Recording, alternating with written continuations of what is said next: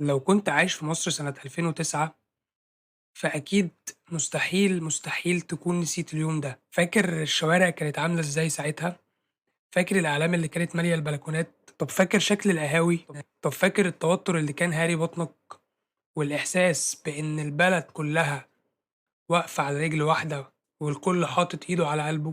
أصل الموضوع وقتها ما كانش مجرد ماتش كورة 3 نقط ونروح، لأ ده كان حلم شعب مفروم، حلم الرجوع لكأس العالم بعد غياب 20 سنة كاملة، من سنة 1990 وإحنا كابتن مجدي عبد الغني بيذلنا بالجول بتاعه اللي جابه في هولندا لغاية يوم الماتش ده.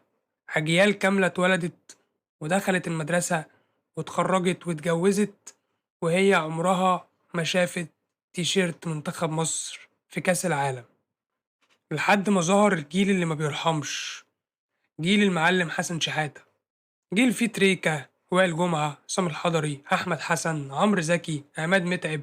جيل كان بيروح أفريقيا يلطش طوب الأرض ويرجع بالبطولة كأنه رايح يشتري طلبات من السوبر ماركت وجاي. كسبنا أفريقيا مرة واتنين وتلاتة، بس كانت دايما في جملة رخمة بتنغص علينا فرحتنا، وهي إن حلوة أفريقيا وكل حاجة وبنموت فيها، بس إمتى بقى هنروح كأس العالم؟ احنا مش هنروح لكاس العالم. احنا كاس العالم هو اللي هيجي لنا وفي تاكس. وفي آخر محطة في المونديال وقف في زورنا الخصم الرخم كرويا والمنافس التاريخي منتخب مصر، وهو منتخب الجزائر.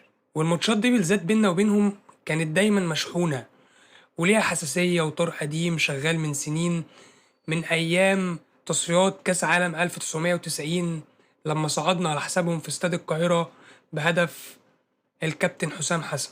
وفي ماتش الذهاب هناك وسط أرضهم كلنا علقة تمام وخسرنا 3-1. نتيجة تقيلة وتسد النفس وتجيب اكتئاب، لكن الأمل كان لسه فيه الرمق، نكسب في القاهرة 2-0 ونصعد على طول يا معلم. بس اللوايح وقتها كانت بتلعب معانا الدنيئة، قاعدة الهدف بره الأرض بمكيالين ما كانتش بتطبق في تصفيات أفريقيا وقتها. يعني إيه الكلام ده يا مستر عبعال؟ يعني ال2-0 دي ما تصعدناش على طول وتخلص الليلة، لأ دي يا دوب تخلينا متعادلين وتودينا ماتش فاصل في بلد محايدة نختاره احنا الاتنين. ورغم كل العقد والركب اللي بتخبط في بعضها، الشعب المصري كان عنده إيمان غريب وعجيب بالجيل ده، إيمان إن الجيل ده بالذات ما يعرفش حاجة اسمها مستحيل، ولو عوزناها بجد هيجيبوها من بوق الأسد.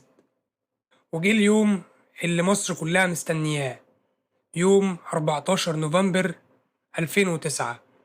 استاد القاهرة متقفل بال70,000 متفرج والناس ورا الشاشات كلهم بيشجعوا، البلد كلها اتعطلت واتشلت، مفيش سيرة في بق حد غير الماتش ده، مفيش دكان فاتح، مول فاتح، محل فاتح، حتى الأمهات والستات الكبار اللي عمرهم ما عرفوا الكورة بتتلعب بكام لعيب كانوا قاعدين شغالين دعاء قدام التلفزيون. المهم الحكم صفر والضغط اشتغل، الاستاد عمال بيتهز من كتر التشجيع، ومع أول هجمة في الدقيقة الأولى، تخيل الدقيقة الأولى بس، أحمد حسن يرفع كورة عالية أي كلام جوه ال18، عبد الظاهر السقا يشوطها شوطة ضعيفة ميتة، الحارس يصدها، تترد لأبو تريكة يشوطها تخبط في القائم وما تروحش جول، وفجأة يظهر عمرو زكي من تحت الأرض ويحطها في الجون ودايسين عليه برجلينا وشايفينه بعيوننا.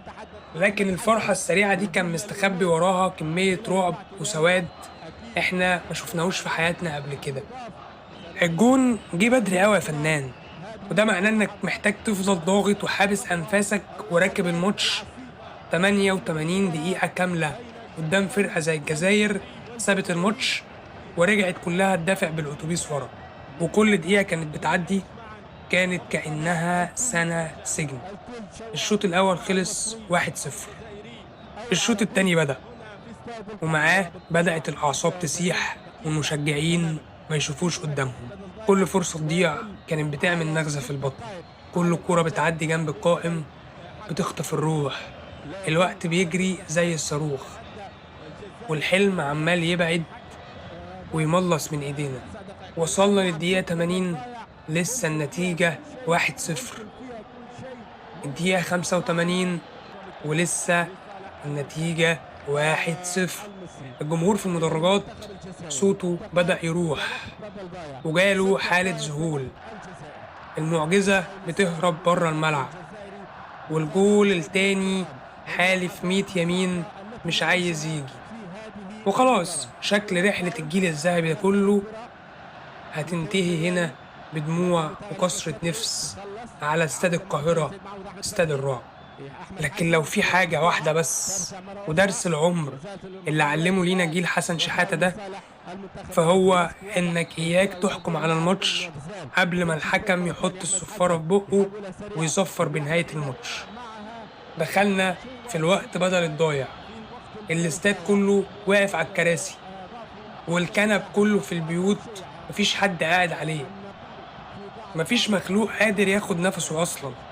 الكورة تقعد تلف شمال ويمين لغاية ما توصل لسيد معوض على الطرف، يلمح ويصلح ويرفعها عرضية متقشرة جوه منطقة الجزاء، وعماد متعب اللي كان واقع يقوم يقف ويرجع من الأوفسايد ويحطها جول.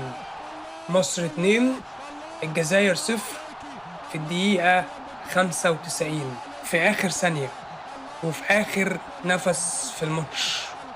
واللي يجننك بقى إن الفيلم المجنون ده مخلصش هنا.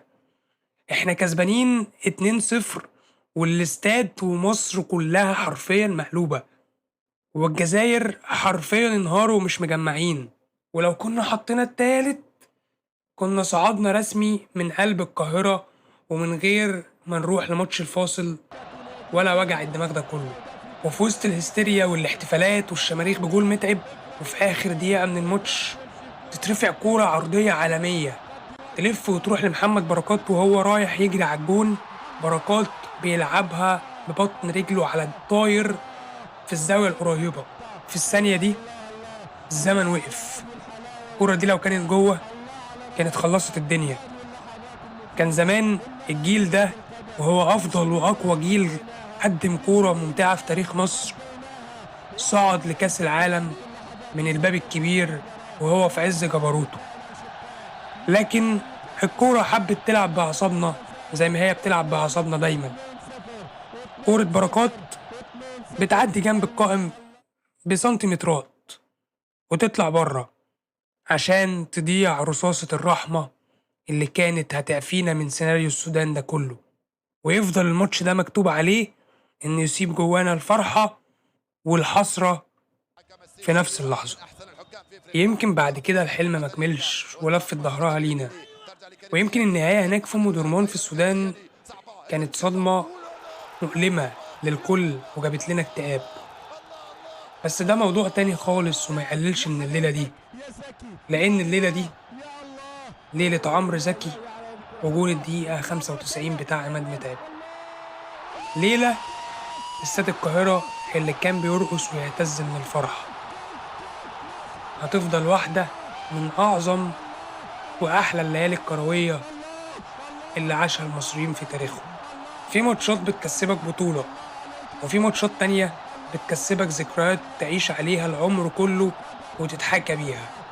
وماتش مصر والجزائر 2009 كان من نوعية الذكريات اللي اتطبعت بالحديد والنار في قلب وعقل كل مصري حضر اللحظة دي.